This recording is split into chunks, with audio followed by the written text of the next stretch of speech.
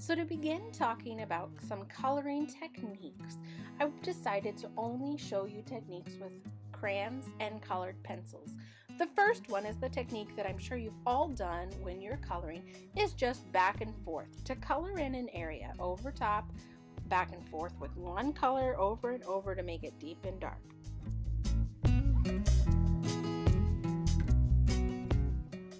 The next technique is a light to dark technique where you use one color but you gradually get harder as you press down to get your color. This works both with the two tools we are studying today.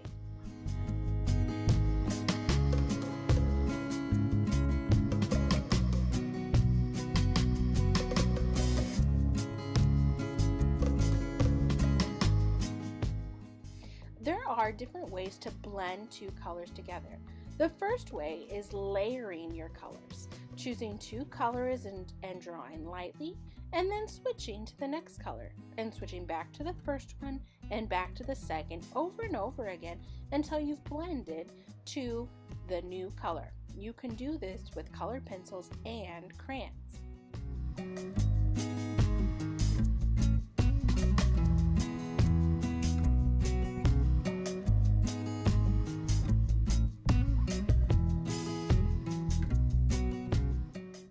Unfortunately, my camera broke, so you didn't see the whole thing. But then one really cool technique is called burnishing. You layer the crayon or colored pencil, and then you take a white tool of the same kind and rub on top. Or you can use a paper towel, Q-tip, or cotton ball to burnish it. It basically makes it shiny and blends out those colors really nicely so they're nice and smooth.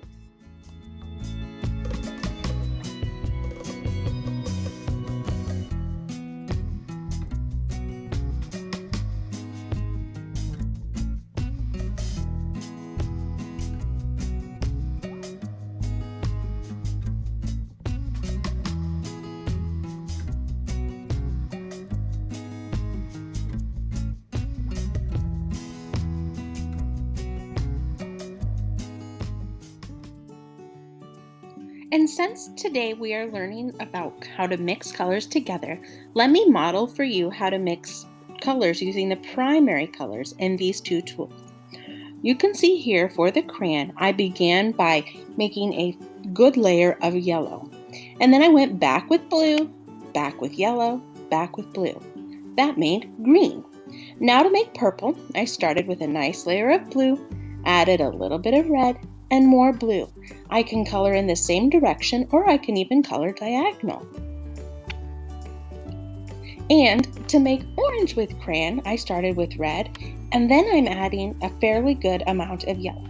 Yellow is a color that isn't very strong, so you need to add more of it when you're trying to mix with yellow. You can do the same thing with colored pencils. Just be sure that your colored pencils are sharp to begin with. Now, colored pencils must be drawn on very, very lightly.